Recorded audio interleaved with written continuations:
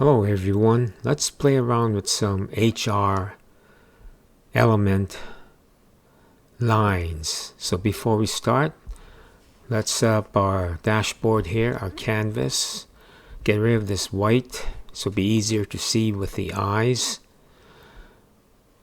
Let's try and match the rest of this code pen dashboard. I think this is pretty close color. Let's set up our padding top so the data display won't be crunched up at the top. Let's our font colors to white. Font size about 1.5 EM.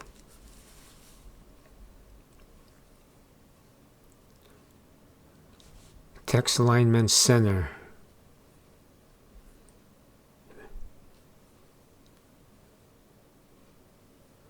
Okay, that's our basic CSS. Now let's add some HTML. So let's give it a little title, because I'm going to have several different lines stacked upon each other, so we'll title each one. And this one we're going to style the HR element inline styling.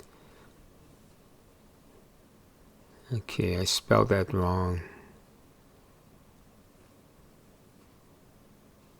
In any case, it's the HR tag. Okay, as you can see, the default white line went straight across. Now let's try and add some CSS inline styling to this line. So let's open up, go inside our HR tag, add style,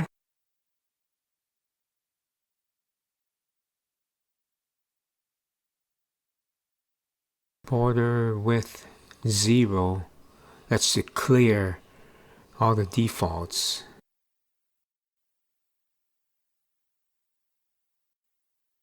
Line defaults, but we're going to add new styling. So height 1 pixel,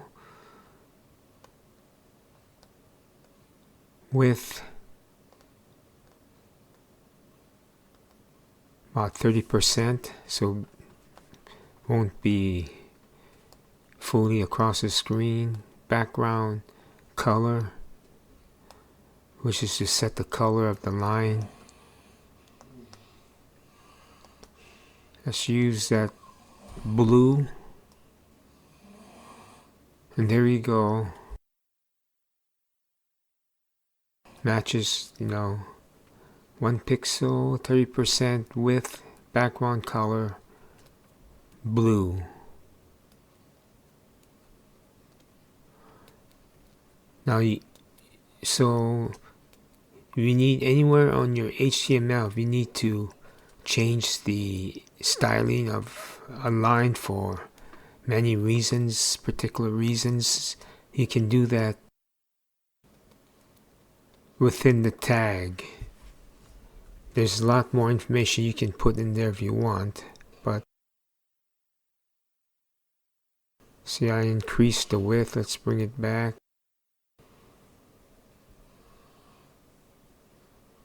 In any case, that's inline styling. Before we continue, let me fix this misspelling in styling. Okay, I missed that earlier. Okay, next we're gonna next line we're gonna do is a gradient to the right. Yeah, let's do a gradient to the right. So let's title it so we can title each line what they're doing, supposed to do.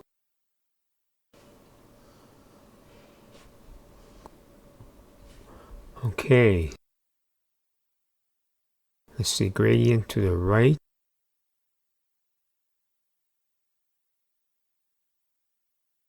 So let's set up our CSS for this gradient line, HR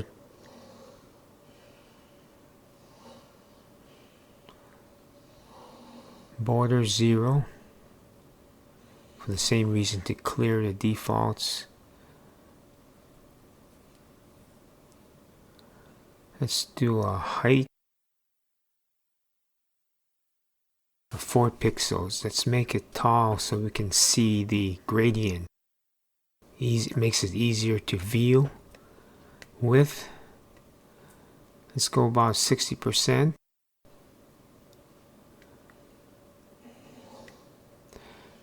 Let's see, color.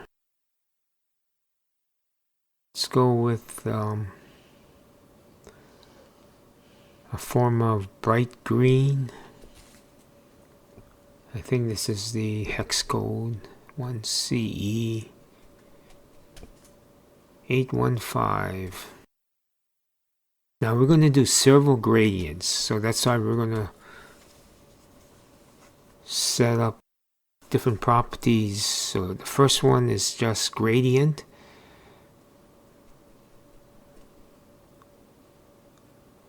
Let's see, I'm going to cut and paste this because there's a lot to type here from my text editor. We're using the background image element with the linear gradient 90 degrees, the color, and transparent. Let's see what we get here. Okay, let's add the HTML, the class, gradient.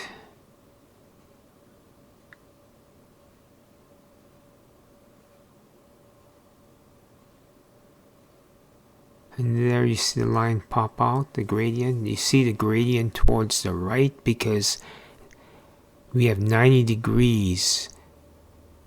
And you can adjust the gradient by the degrees here.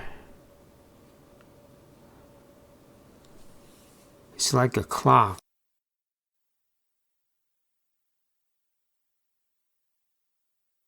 So let's try playing with the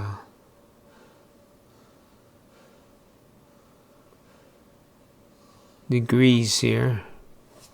Let's see, where am I? Okay. We go to 300 degrees. You see the gradient shifts to the left. We go 0, there's no gradient. 180, there's no gradient.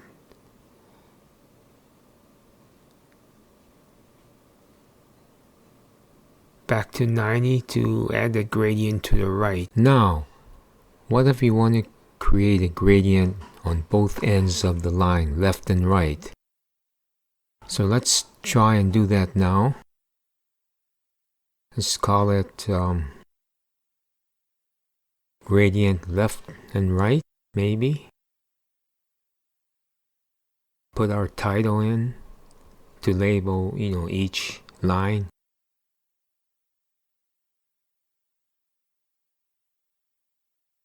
Left and right. So I'm going to copy. It's a lot of code here, so I'm going to copy the CSS code from my text editor and paste it in, since I don't want to do all this typing. As you can see, I'm using the RGB format. Makes it much easier to adjust the colors in this case. So let's take a look at this class gradient 2.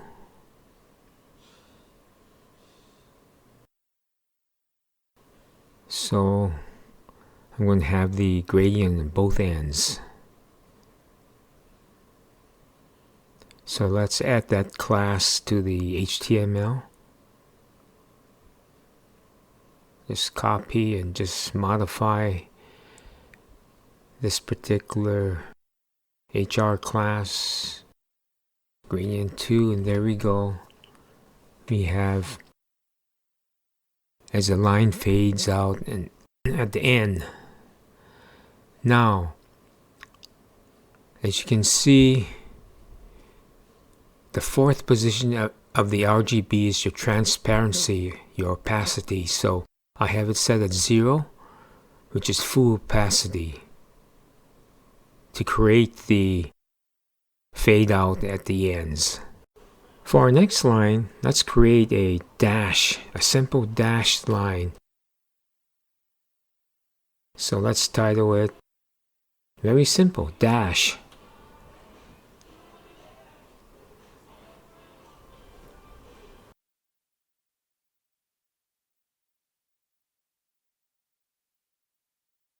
There is not much CSS syntax to write, so it's very simple.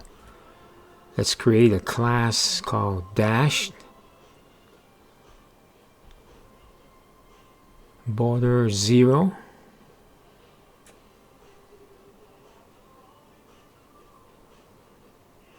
now we're going to use just the top border top, 2 pixels, dashed.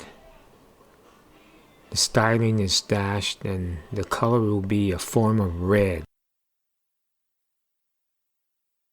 Background, none, because we want to clearly see the space between the dashes. That's it. Now if we put border bottom, we'll have a double dash line.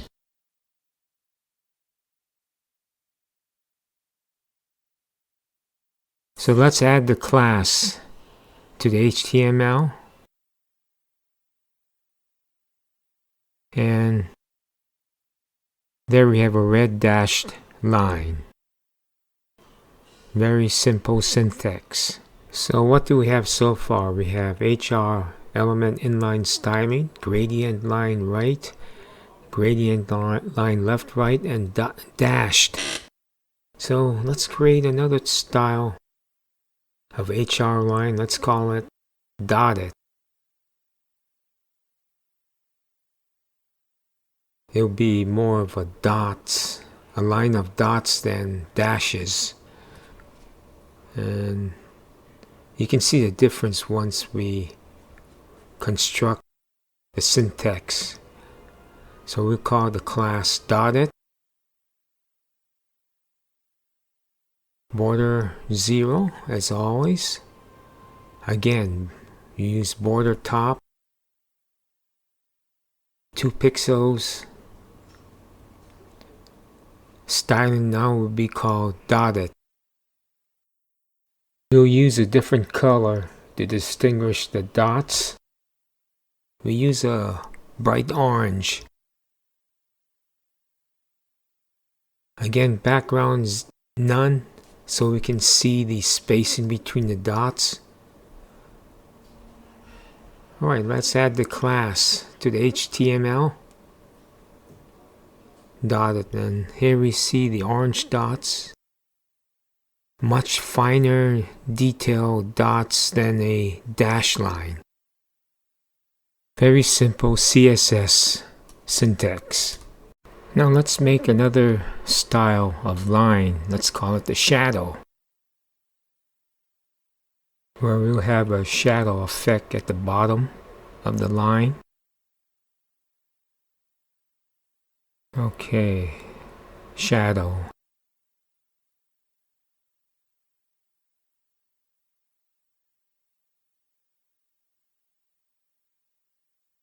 Call the class, of course, shadow.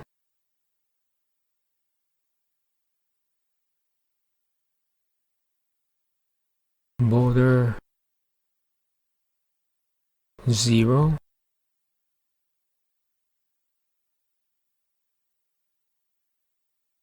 In this case, we'll add a height of 20 pixels. Now we're going to add the box shadow property.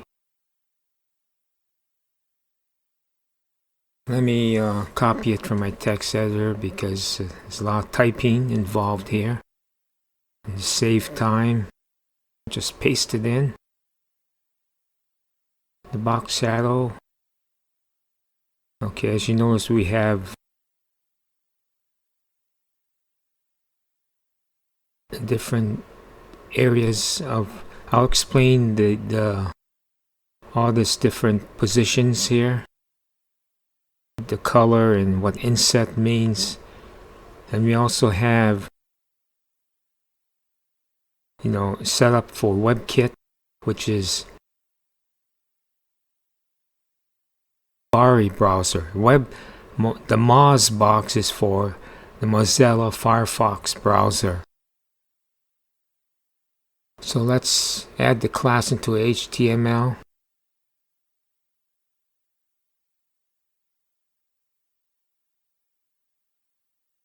And we should see a shadow effect at the bottom. Let me now try and explain the box shadow values that we have listed here. So let me place comments here. That first 0 you see is offset x-axis. Next, the 10 pixels is the offset for the y-axis.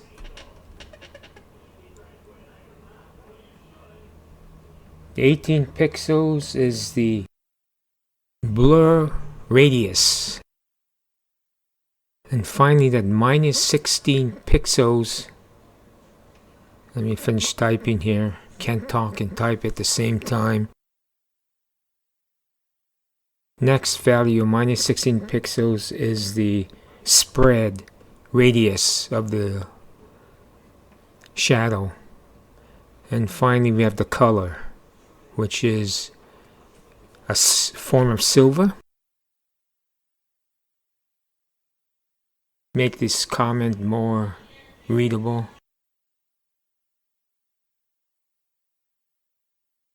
An inset keyword places a shadow inside the frame, above the background, but below the content. So hope this helps. Let's look at another line. This one is a little bit more radical. It's called rotate. We're going to rotate the line. Different angles. So let's put in the title. Rotate. Very simple.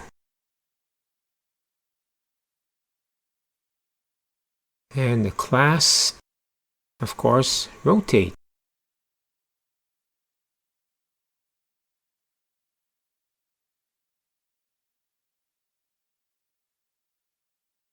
So let's set up the syntax. Width. We're gonna go a little bit wider so you can see, the line, because it'll be thicker. 5%. Border width 0.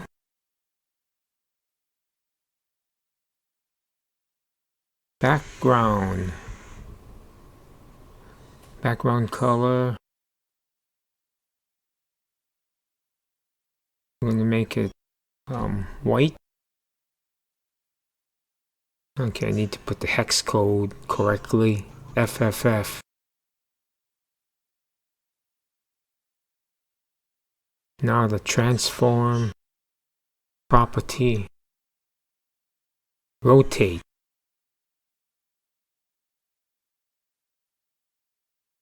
$90. We'll start off with 90 degrees.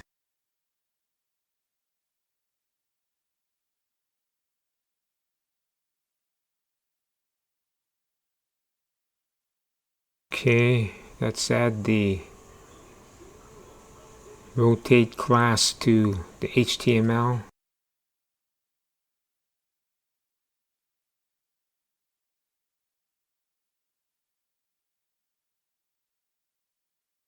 Rotate.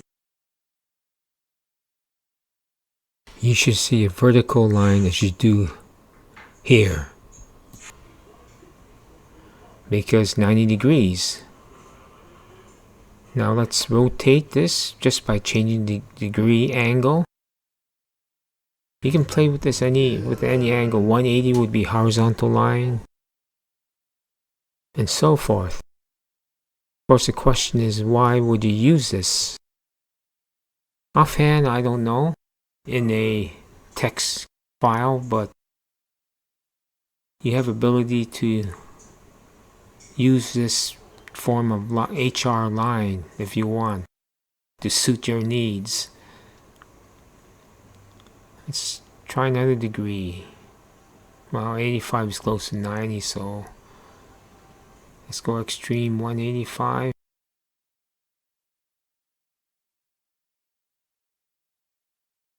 Anyway, that's the rotate. Now what I'm going to add. Okay, I'm going to add the other browser information. Let's change this back to 25 degrees. Let me paste in the WebKit and the Mozilla transform properties. As I mentioned earlier, Mozilla is for Mozilla Firefox. WebKit is for Safari web browser. And there you go. So you can play with it as much as you want. So have fun. So thank you for watching, and there'll be more CSS and other web development tutorials coming down the road.